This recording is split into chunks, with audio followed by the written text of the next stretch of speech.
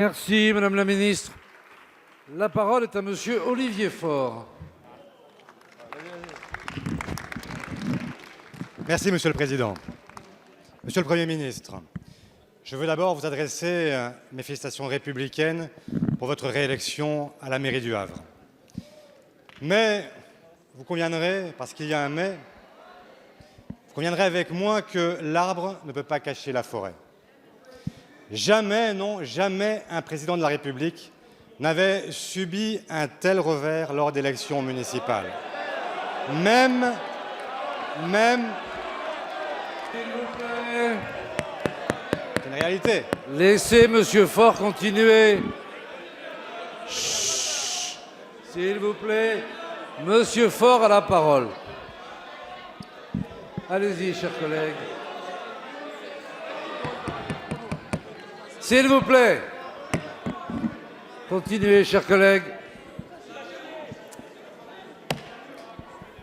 Même la clarification opérée au second tour, je veux parler de vos alliances avec la droite, même cela n'a pas permis d'endiguer la victoire du bloc social et écologique.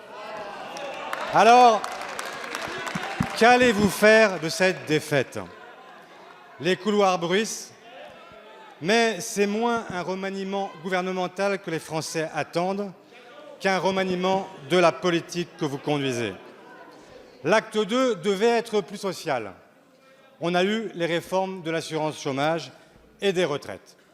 L'acte 3 devait être écologique, mais déjà la course de lenteur est engagée avec les propositions de la Convention citoyenne sur le climat.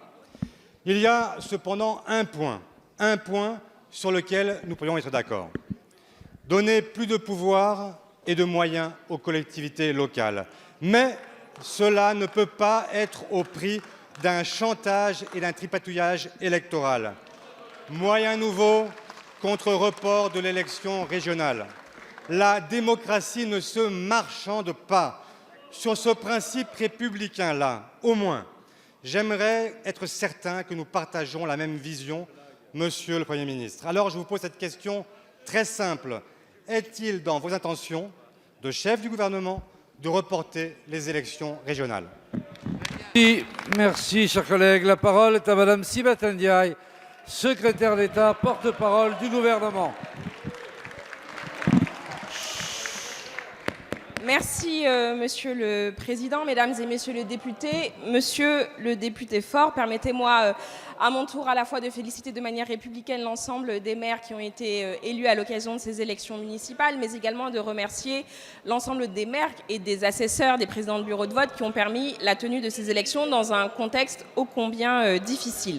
Cette élection, je crois que le premier renseignement qu'on peut en tirer, c'est celui d'une abstention massive qui doit collectivement nous interpeller sur l'ensemble des bancs de cette Assemblée. Et c'est au fond un ouvrage sans cesse sur le métier que nous devons porter. Vous avez évoqué la question, au fond, du résultat de ces élections et de ce que cela pouvait souligner. Je conviens avec vous que cette élection a été pour la majorité une déception et nous aurions souhaité faire davantage bouger les lignes. Mais votre perception des élections municipales passées, je vous l'avoue, me laisse assez songeuse.